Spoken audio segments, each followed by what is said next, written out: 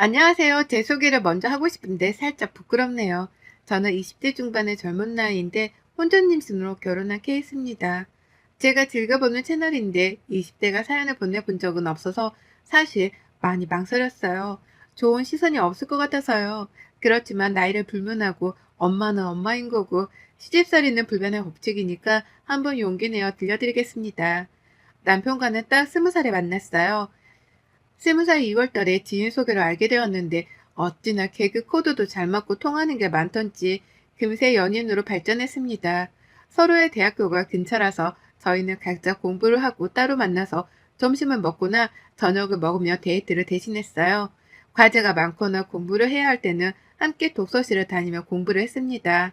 사실 혼전 임신이라고 해서 곱게 보는 시선이 없다는 건 잘 알지만 임신을 하기 전까지만 해도 저희는 여느 대학생들과 다름없이 학업에 충실한 학생이었어요. 특히나 저도 남편도 술, 담배를 하지 않았고 굉장히 건전하게 데이트를 하는 편이었죠. 제가 술, 담배를 싫어하기 때문에 상대도 그랬으면 좋겠다고 늘 생각은 했습니다. 다만 요즘 세상에 술, 담배를 다 안 하는 사람을 찾는 게 꽤 어렵잖아요. 그런데 남편은 그런 부분까지 너무 잘 맞으니까 제가 참 많이 사랑했습니다. 저는 위에 오빠가 하나 있는데 나이차가 9살이나 났어요. 그렇다 보니 동생의 느낌보다는 거의 오빠가 저를 본인의 딸처럼 생각하는 느낌이 컸습니다. 부모님께도 오빠에게도 사랑을 듬뿍 받으면서 살았던 저는 솔직히 세상 부러운 거 하나 없었어요. 제가 공부에만 전념할 수 있게 부모님도 꽤 많은 지원을 서슴없이 해주셨고 오빠 역시도 제게 많은 도움을 줬습니다. 그 덕분에 저는 공부에만 집중할 수 있었어요. 제가 보여지는 행동이 있다 보니까 가족들이 제게 거는 기대도 컸었고 그 기대에 부응하기 위해 저 역시 많은 노력을 하며 살았습니다. 아무리 부모고 오빠라고 해도 저에게 아낌없이 지원을 해주는 게 쉬운 일은 아니라고 생각을 했거든요. 참 고맙고 또 고마운 존재들이었고 세상에 하나뿐인 유일한 내 가족들이었죠. 그런데 제가 20대 초반이라는 어린 나이에 임신을 하게 되었고 저 솔직히 낳을 자신이 없었습니다. 그러나 남편은 제게 이렇게 말을 해줬어요. 그래서 얘를 지우겠다는 거야? 어떻게 그래? 우리 아이인데. 다시 생각해봐, 제발. 나도 낳고 싶어. 당연히 키우고 싶다고. 그런데 현실적으로 생각해봐. 너 지금 모아둔 돈은 있어? 군대도 안 갔다 왔고 대학 졸업도 안 했잖아. 그런 우리가 어떻게 이 애를 낳아서 키울 건데 당장 원룸 하나 구할 보증금도 없잖아. 그거야 부모님들과 차차 상의를 해보고 결정해봐야지. 우리 둘이서 해결할 수 있는 문제가 아니잖아. 난 그게 싫은 거야. 당장 우리 둘이 해결도 못하면서 사고 쳐놓고 부모님한테 도와달라고 손 벌리자고? 난 절대 싫어. 어떻게 그럴 수 있어? 그래. 물론 너 말처럼 우리 능력도 없고 아무것도 없지. 근데 그렇다고 아이를 안 낳겠다는 건 말도 안 돼. 너가 생각 바꿔. 난 절대 못 지워. 저 역시 마음 같아서는 낳아서 예쁘게 키우고 싶었어요. 그러나 현실의 벽 앞에서는 무너질 수밖에 없었죠. 저도 사람인데 뱃속에서 꿈틀거리고 있는 이 소중한 생명을 지키고 싶지 않겠어요. 다만 가족들이 이 사실을 알면 얼마나 실망하고 억장이 무너질까 생각해보면 저 혼자 마음 아프고 후회하며 살아가는 게 맞다고 생각했습니다. 그렇지만 남편의 뜻은 너무 완강했고 제가 감히 굽힐 수가 없었어요. 아무리 생각을 해봐도 이건 아닌데 싶으면서 아이의 심장 소리를 들으니 저 역시 잠시나마 나쁜 생각을 했던 게 너무 미안해졌습니다. 그리고 결심했죠. 최악의 상황이 오더라도 난 이 아이를 꼭 지켜내야겠다고 말입니다. 결국 남편과 저는 양가에 찾아가서 사실을 말하고 결혼 허락을 받기로 했어요. 우선 시댁으로 먼저 갔습니다. 처음 본 시부모는 너무 젊으셨어요. 이게 첫 인상인데 들어보니 시모와 시부도 저희처럼 동갑이신데 고등학생 때 사고 쳐서 결혼을 하셨다고 합니다. 이건 남편에게 들은 얘기였고 당연히 모른 척했어요. 아마도 비슷한 입장이니 누구보다 저희의 마음을 잘 헤아려 주실 거라고 생각했죠. 그러나 그건 저만의 생각이었습니다. 시댁에 도착을 하니 완전 살얼음판을 걷는 기분이 들 정도로 분위기는 차가웠어요. 너무 당황스러워서 아무 말도 못하고 있다가 인사를 드렸죠. 안녕하세요. 저 이시은이라고 해요. 아유, 내가 못 살아, 정말. 너는 여자애가 대체 몸을 어떻게 간수하는 거냐? 피임이 중요하다는 걸 모르니? 어디서 천박하게 어린 계집애가 임신을 했다는 말을 해? 아, 너무 싫다, 정말. 엄마, 왜 말을 그렇게 해? 엄마는 더 어릴 때. 조용히 못해? 엄마가 지금 너랑 얘기하니? 얘랑 얘기하고 있지? 너 대답해봐. 너희 부모도 너가 이렇게 천박한 거 아시니? 모르시니? 집에서 호박씨 까고 있어서 모르시지?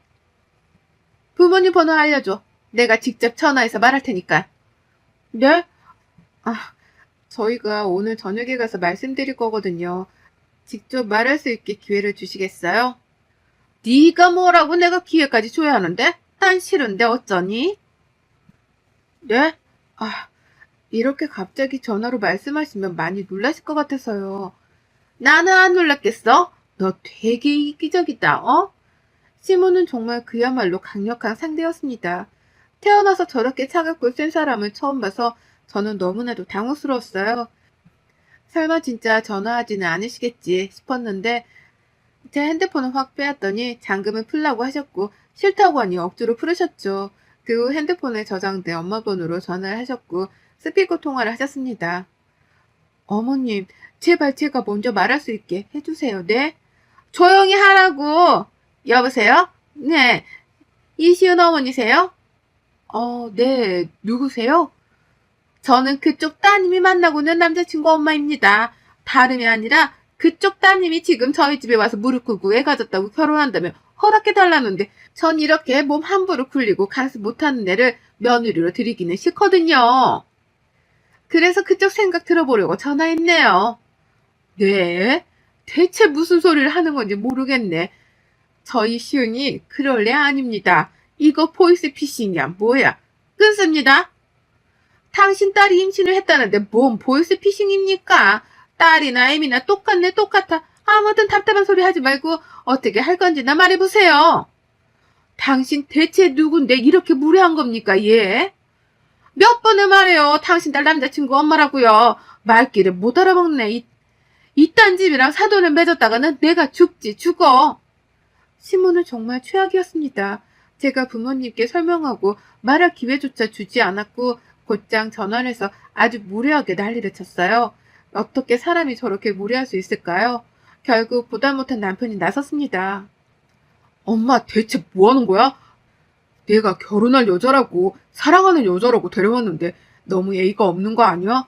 난 솔직히 엄마 아빠는 우리 입장을 잘 헤아려 줄 거라고 생각했어. 같은 입장이었잖아. 근데 어떻게 이럴 수가 있어? 너무 충격적이야. 지금 내가 알던 우리 엄마 맞아? 마형주, 너 말 다 했어? 어떻게 네가 엄마한테 이럴 수 있어? 엄마가 너를 어떻게 키웠는데 고작 저런 애랑 사고쳐서 결혼한다는 게 말이 돼? 그래, 엄마 너보다 더 어릴 때 사고쳐서 너 나 키웠어. 엄마 인생은 다 너 거였다고. 그런 네가 어떻게 이래? 그러니까 그런 내가 사랑하는 여자라고 데려왔으면 마음에 들든 안 들든 어느 정도 예의는 갖춰줘야지. 내가 시은이 나가서 이런 취급 받으면 엄마는 좋아? 어? 그만해. 왜 그래? 아 정말 실망이야. 어차피 결혼할 거고 내가 시은이도 내 아기도 책임질 거야. 그러니까 엄마한테 더 이런 말 들을 필요는 없을 것 같네. 일어설게. 남편은 그 길로 저를 끌고 나왔습니다. 그리고 처음으로 남편의 눈물을 봤어요. 한참을 오열하듯 우는 모습에 너무 놀랐고 저도 눈물이 났죠. 울지 마, 응? 그러게 왜 그렇게 모진 말을 했어. 내가 알던 우리 엄마가 아닌 것 같았다니까. 어떻게 저럴 수 있냐고. 어떻게. 미안해. 남편은 본인 엄마의 충격적인 모습에 실망했고 제게 미안해서 더 뭐라고 한 듯 했죠. 어느 정도 진정이 되자 저희 집에도 바로 가자고 하더라고요. 그렇게 무리하지 않아도 괜찮은데 말이죠. 저희 집에 갔을 때 분위기가 완전 달랐습니다. 온 가족이 이미 눈물바다였죠.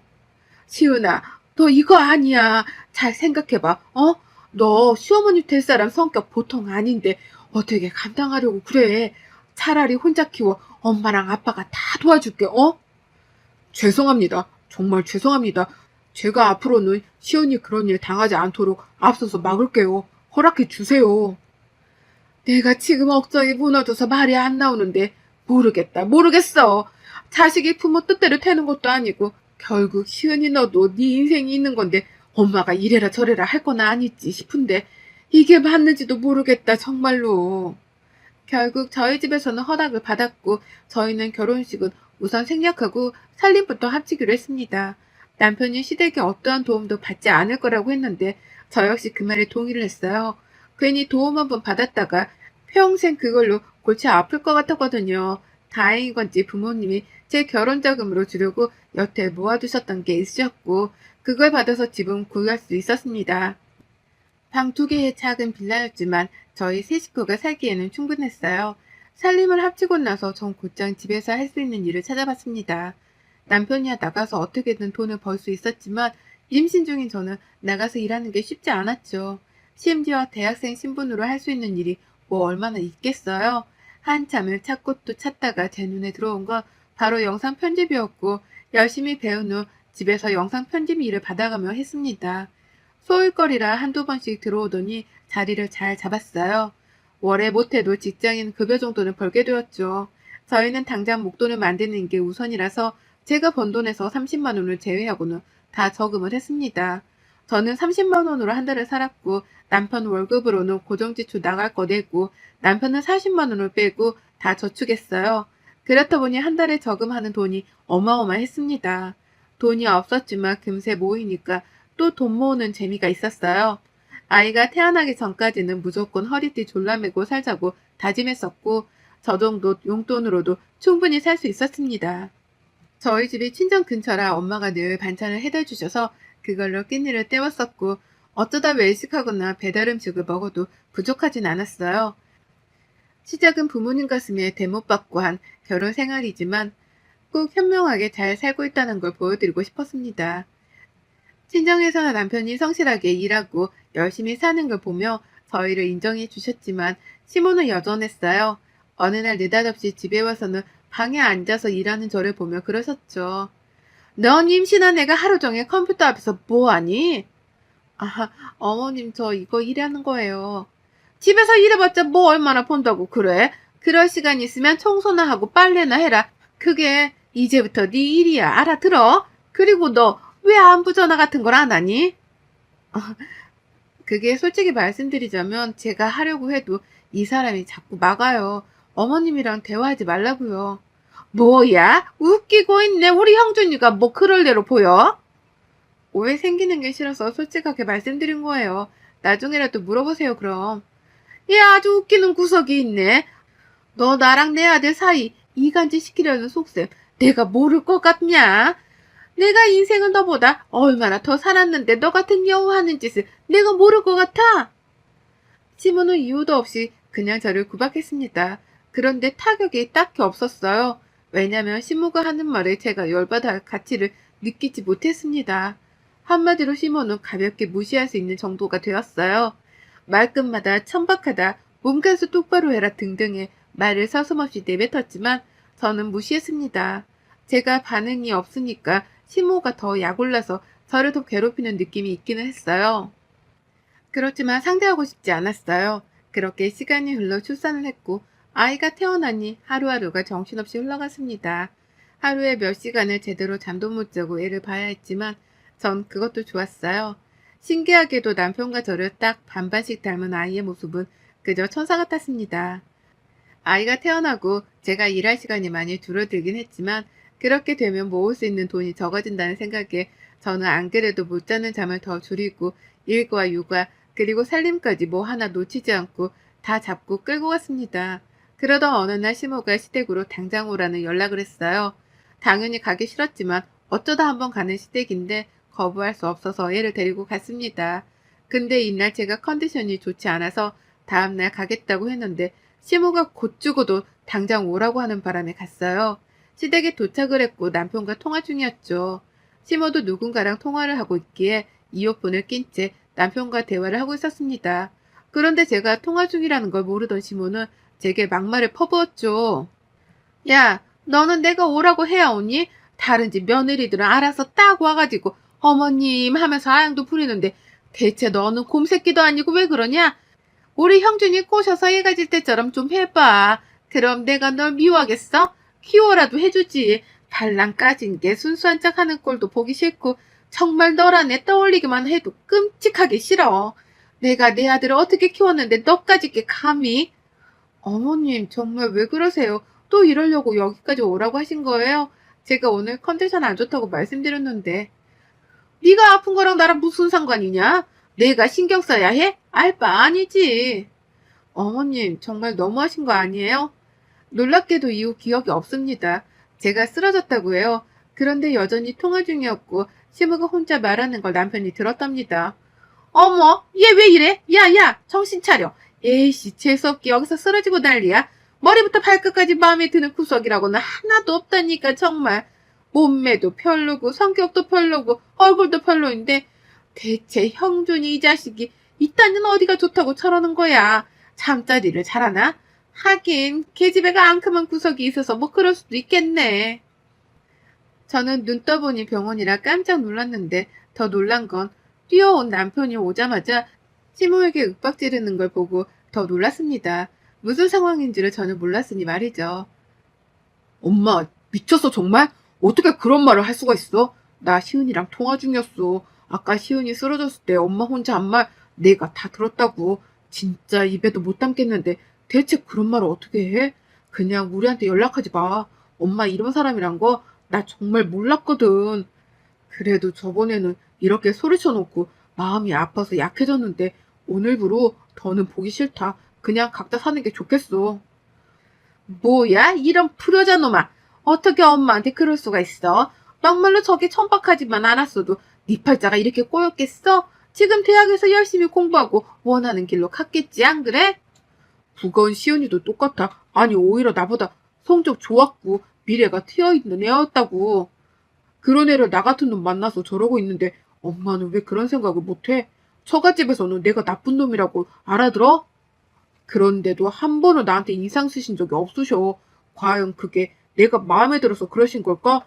아니, 내 딸 사랑하는 사람이고 사위니까 받아주신 거지. 시모와 남편은 한바탕 싸우고 난리도 아니었습니다. 저도 과로와 스트레스로 인해 쓰러졌던 거고 육아와 살림을 줄일 수 없으니 당분간은 일을 줄이기로 했어요. 남편이 너무 과하게 걱정을 해서 매일 잘 있다고 괜찮다고 말을 해줘야 했죠. 그 이후 남편은 시모에게 절대 연락하지 않았고 받지도 않았습니다. 저는 가운데서 꽤 난감했죠. 시모는 제게 연락해서 당장 남편의 마음을 돌리라고 난리도 아니었고 남편은 절대 받지 말라고 난리를 쳤습니다. 저는 그냥 저대로 지내기로 했어요. 남편과 시모 사이에 제가 끼고 싶지 않았습니다. 그러던 중 며칠 내내 시모가 조금 이상했어요. 원래 말투도 아니었고 제발 좀 연락해달라는 말이었죠. 느낌이 쌓여서 연락을 해봤습니다. 네, 저예요. 무슨 일이세요? 그게 사실은 내가 임신을 했거든. 근데 아무래도 노산이라 너무 힘들기도 하고 애를 키운 게 벌써 몇십 년 전이라 뭘 잘 모르겠어서 좀 도와줄래? 네? 누가 임신을 해요? 예, 누가 듣겠다. 좀 작게 말해라. 아무튼 형준이한테는 아직 말하지 말고 좀 도와줘. 너무 충격적인 얘기였죠. 물론 시모가 40대니 가능하긴 했겠지만 본인도 부끄러워 어쩔 줄 모르더군요. 근데 아무것도 모르겠다며 도와달라는 저 말에 제가 또 속았습니다. 좋은 마음으로 시댁에 갔는데 시모는 육아용품을 뭘 사야 하고 필요한지 알려달라고 했었는데 막상 가니 행동은 달랐어요. 언니, 그 빨래 건조기에 있는데 그것 좀 정리해줘. 내가 허리가 아파서. 그리고 설거지도 아주 조금 있으니까 그것도 좀 해주고 화장실 청소도 부탁해. 입덧이 심해서. 네? 육아용품 알려달라고 하셨잖아요. 그거야 인터넷으로 알아보면 그만이지. 내가 설마 그런 걸로 너한테 도와달라고 하겠니? 너까지 있게 뭘 안다고.